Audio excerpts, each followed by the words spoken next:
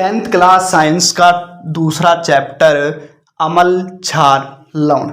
इसमें आपको पता चलेगा अम्ल की विशेषता, अम्ल के गुण, अम्ल के भौतिक और रासायनिक गुणों के बारे में, उसकी रासायनिक अभिक्रियाओं के बारे में। उसके बाद में इसका दूसरा टॉपिक होगा क्षार पे।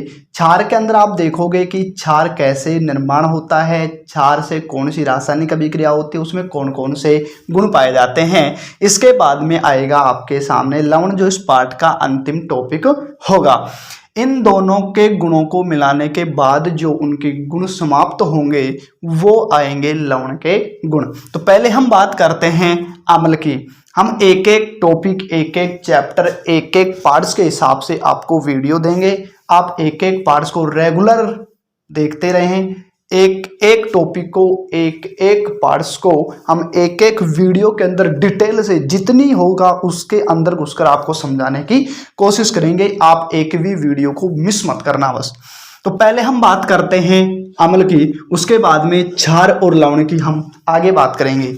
पहले जब हम बात करते हैं अम्ल, तो अम्ल होता क्या है इसकी बात करते हैं पहले। तो देखो, अम्ल में हम तीन जो सामान्य परिभाषाएं होंगी कि एक अम्ल की सामान्य परिभाषा होगी कि ऐसे पदार्थ जो H+ आयन देते हैं, ऐसे पदार्थ जो H+ आयन देते हैं। H+ आयन किसमें देंगे? जलीय विलयन में। हम लिख सकते हैं यहाँ पर जलीय विलयन, कि ऐसे पदार्थ, ऐसे यौगिक जो जलीय विलयन में H+ आयन देते हैं वे अम्ल कहलाते हैं। रीडिंग कर सकते हो आप, आराम से कॉपी में लिख सकते हो।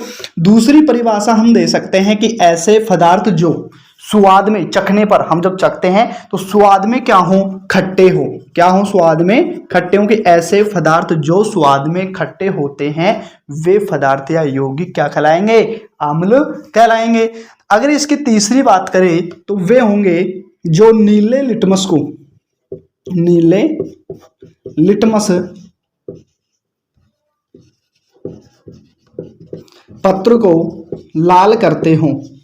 क्या करते हो? नीले लिटमस पत्र को लाल करते हो। कि ऐसे पदार्थ, ऐसे यौगिक जो नीले लिटमस पत्र को लाल करते हो क्या कहलाएंगे? अम्ल कहलाएंगे। तो ये अम्ल की क्या है? तीन सामान्य परिभाषा हैं जानने के लिए कि वे पदार्थ या यौगिक जो जलीय विलयन में क्या दें? H+ आयन दें, क्या कहलाएंगे? अम्ल। जो स्वाद में कैसे होंगे? खट्टे, क्या कहलाएंगे? अम्ल। जो नीले लिटमस पत्र को क्या कर देंगे? लाल, क्या कहलाएंगे? अम्ल कहलाएंगे। ये तो हो गई इसकी सामान्य परिभाषा। और यहां से आपके 1 नंबर का क्वेश्चन 100% आपकी परीक्षा में आता है। लेकिन इसके बाद में इसका दूसरा आता है वैज्ञानिक परिभाषाएं। तो वैज्ञानिक की परिभाषाएं इसकी 3 हैं। तीनों वैज्ञानिकों ने अलग अलग क्या दी हैं? अपनी परिभाषाएं दी हैं। एक परिभाषा आर्नेस ने दी, एक परिभाषा ब्रोस्टेट-लोरी ने दी और एक परिभाषा लुईस पास्चर ने दी। आइंस्टीन ने दी, ब्रोसली ने दी और किसने दी थी? लुईस ने दी। देखो, सामान्य परिभाषा 3 और वैज्ञानिक परिभाषा भी 3। अब मेन बात है कि इनमें से तो केवल 1 नंबर का प्रश्न आता है, लेकिन यहां से कोई भी 2 नंबर की एक परिभाषा और उसकी कमी के बारे में बूझ लिया जाता है। अभी हमने बात की थी कि लुईस संकल्पना, ओरेन संकल्पना, ब्रोस्टेट-लोरी संकल्पना। तो इसमें हम पहले देखते हैं ओरेनियस संकल्पना कि वैज्ञानिक ओरेन्स के अनुसार अम्ल क्या है। फिर देखेंगे हम ब्रोस्टेट-लोरी संकल्पना के अनुसार अम्ल क्या है। उसके बाद हम देखेंगे लुईस संकल्पना के अनुसार अम्ल क्या है। देखो, ओरेनियस संकल्पना में कुछ भी नहीं है। जो हमने पहले सामान्य परिभाषा बताई थी कि वे पदार्थ या यौगिक जो जलीय विलयन में H+ आयन देते हैं अम्ल कहलाते हैं, वो परिभाषा यहाँ लागू होगी। मतलब ओरेनियस ने सामान्य परिभाषा दी थी क्या? कि ऐसे यौगिक या ऐसे पदार्थ जो जलीय विलयन में H+ आयन देते हैं अम्ल कहलाते हैं। तो सामान्य परिभाषा को आप यहां टिका दो, आपका उत्तर करेक्ट। बस टिकाना है, इसमें कुछ भी नहीं है, टिपना है। इसके आगे चलते हैं दूसरी पे, ब्रोस्टेट-लोरी संकल्पना।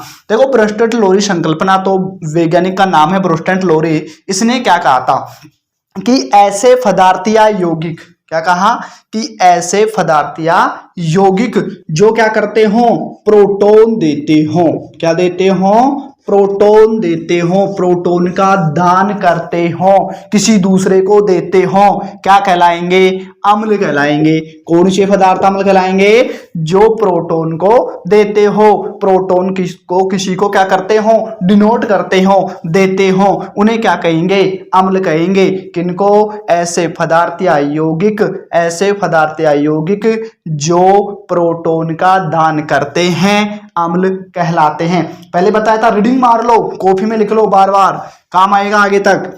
तीसरे नंबर पर आती है लुईस संकल्पना कि लुईस के अनुसार अम्ल क्या है। देखो हमने बात की थी, इसने बताया, क्या बताया कि अम्ल वे होंगे जो H+ देंगे, लेकिन ऐसे भी पदार्थ हैं जिनके पास H+ होते ही नहीं है।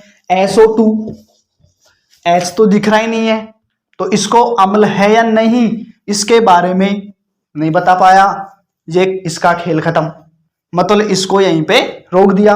उसके बाद आया, इसने भी कहा कि प्रोटॉन देंगे अम्ल कहलाएंगे, लेकिन इसके पास भी प्रोटॉन है ही नहीं, तो प्रोटॉन नहीं है तो देगा कहां, तो बताओ अभी इसको अम्ल कहें कि क्या कहें।